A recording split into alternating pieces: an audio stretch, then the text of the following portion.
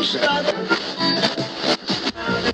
YouTube, Unknown Prepper here, covering a topic that has been widely covered on YouTube, but I kind of wanted to just give my opinion on the matter. This is going to cover food storage for beginners. So one of the misconceptions of food storage and food prepping in general is that it's extremely expensive. So I just want to go over some of the things that I store and how I store them, and show how you can be better prepared than you were maybe a week ago with not a ton of money. So to start, my food prepping area only takes a very small portion of my basement up. You can see I just have one of the Home Depot steel racks. These, you can get them on sale sometimes for under $100. If you look around, they also make plastic versions of these shelves, so they're a little bit cheaper. Sometimes you can just find ones used or at garage sales, but I think these shelves are a good place to start as far as storage. They can hold a lot of weight. So that's the first thing as far as storage. Secondly, it depends on where you shop for your food. If you're shopping at some of the bigger stores like ShopRite, a lot of times you're not going to get good prices, but you could always look for bargains or coupons that they send out in the mail. One of the places that I like to shop for preps is Aldi and Lidl, or Lidl, some people call it. They have a lot of really good deals, and they have their own brands, which the brands are pretty much the same quality as some of the stuff that you'll find in some of the bigger grocery stores like ShopRite and Food Lion, or some of the other big name brand stores that we don't have on the East Coast. Now into some of the stuff that I do prep. So down at the bottom, I have water bottles. You'll see there's about 4.5 cases of water there. The ones on the very bottom, we do kind of cycle just as the weeks go on. Right now it's summer, so we're going to go through some more water bottles. And we also have we have 4 more cases of water storage upstairs. I also have some Gatorade down there. We just had a party, so we took a couple of them. But usually that is full, and we will replace them. My fiance is actually shopping right now for more. All the bottled stuff I keep down on the bottom, just in case the basement ever did flood. Typically I could just take them out of their packaging and they would be undamaged. That's why I have most of that on the bottom. There is napkins down there, but you know, if we lost some napkins, I wouldn't be too upset about that. Coming to the second row, we have all of our soups. We have some of the Chef Boyardee raviolis, some of the other stuff. Soup is really good because it has a very long shelf life, and it's also packed with calories. You're able to get meat and vegetables in soup, or you know, you have like the little raviolis, which is really nice. They're on the second shelf just in case it ever got flooded up to there. A lot of the cans would survive. We have the tuna fish, which is a great source of protein. Tuna fish is rather cheap, so we like to have tuna fish. We also have some of our vegetables. We have canned potatoes. We have corn, which will hold down some of our vegetable area. I know those are both starches, but just in general. We have some baked beans there. One of the other things that I like to do to make it easier to keep track of when things go bad is I write the date pretty big like that, so you can see these expire 11/17/22, 6/23, just to make it easier so I'm not forgetting to look at the dates as time goes on and letting stuff go bad. And we do cycle this stuff occasionally. We'll buy new stuff and replace the old stuff, bring the old stuff upstairs, and then eat it. Coming up to the third shelf, we have some of our canned vegetables. We have some applesauce, some more canned corn. We have some peanuts for protein. We have drink mixes. Water is something that's going to be super important during a SHTF event or grid down event where you're not going to be able to get food. But also you're going to want a little bit of flavor sometimes in your water. You're not going to want to drink water 24/7, so I have some Tang mix. There's some iced tea or fruit punch behind that. Then we also have some Gatorade packets here. There's iced tea mix back there, or I'm sorry, that's lemonade back there. Coming up to our top, or almost top shelf here, we have some chili. This is just a chili that I like that you can eat with spaghetti. One of the things that I never see people have, or I shouldn't say never, I don't see a lot, is gummies.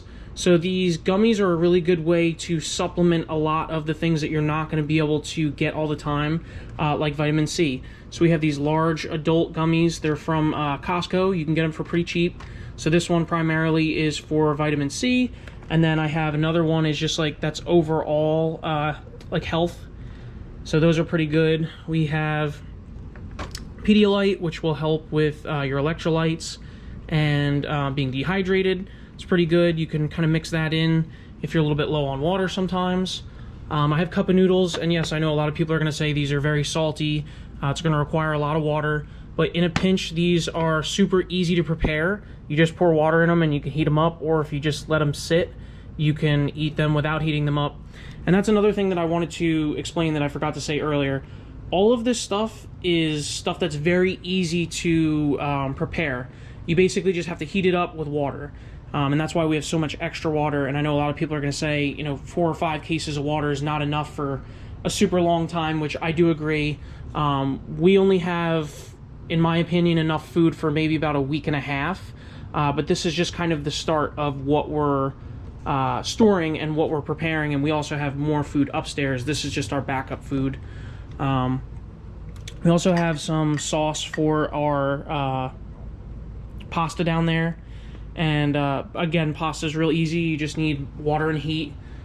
So, I mean, overall, this is kind of the storage area that we have for our backup food. Again, this is just kind of some ideas for some beginners. Some of the big points, like I said, is make sure if you are buying food, you're storing stuff that you're gonna want to eat. So if you really don't like Brussels sprouts, you don't want to store Brussels sprouts, because if you don't want to eat them now, you're not going to want to eat them then. Make sure that you're splitting up what you're eating. You want to have protein, you want to have some fruit in there for all the vitamins and stuff.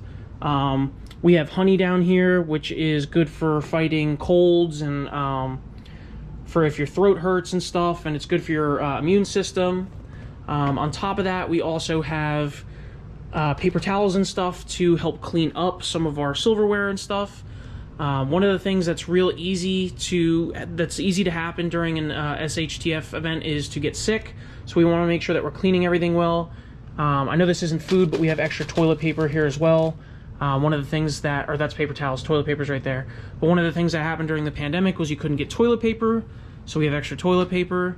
And then on to the food as well. If you have pets, don't forget to store extra food for your pets. We have 5 bags of adult dog food, 30 pounds each. This is about enough. This is probably a little over 6 months worth of food for our dog, along with what we have stored upstairs as well. So again, I just wanted to kind of give my opinion on some of the food storage stuff. If you guys have questions, drop them down below. Again, this is just kind of the start of our food storage. We also have an outside garden, which I'm going to switch to right now, and I'm just going to talk about growing your own food as well. Now that I'm outside, I just wanted to show some of the stuff that we are growing. And again, we only have 2 people in our house, and realistically this isn't enough to sustain both people in our house, but we just want to have some extra fresh food that we're growing. So we have some tomatoes here, some Jersey tomatoes. You can see there's about 4 of them growing on this one tomato plant. We have raspberries, which this is the first year, so they're not going to produce anything. And they really should be on a trellis as well. Over here we have sweet chilies. We only have 1 chili growing right now, but it's kind of early in the season for the chilies. We have strawberries, which are a really tough plant. They usually take about 2 to 3 years to start growing something. We had about 3 strawberries in the beginning of the year, and then they died. In another portion of our garden over here, we have cucumbers, which have not grown anything yet. And then we also have a squash plant here, which does not have anything at the moment, but I did pick one off of it yesterday. You can see the start of another squash there. I have some corn over here, which is not doing as well. This area does not get as much sun in my backyard. And then over to the main portion of our garden, you can see that we are growing a lot over here. We have more squash and zucchini. You can see on this plant, we're growing a large one there. There's a couple small ones there, another larger one there. We have 2 right here, another one in the center, another bigger one back there, another smaller one. And then these corn are doing really well because they're all planted next to each other. You can see that they're Not ready yet, but they are growing. It's only early July, so maybe in another couple weeks the corn will be ready. This was romaine lettuce in the beginning. You can see that it's kind of growing taller. It's past its stage of really giving useful lettuce, but it's still growing. I just have one stalk of corn over here, which I should have kept with the others. And then we have broccoli, which I cut the original heads off of. You can see here, and now it's growing side shoots. And then this one as well. Again, this is just some of the extra stuff that you can do to supplement some of the regular food that you'll store. And, you know, you could see that even with a 5x5 garden here, and then I believe that's an 8x5 or 8x4 garden over here, it still wouldn't be enough food to support even 2 people every single day. But it does supplement some of the other food that you store. So again, this was just my take on food storage. I just want to say thank you for taking the time to view this video. I also have another video on firearms and making a good decision as far as which firearms you should keep with you during an SHTF event. If you guys have any questions on what I'm storing, where I'm getting the food, things as far as that, just drop them down below. I'd be more than happy to answer. Thank you so much for your time. Have a nice day.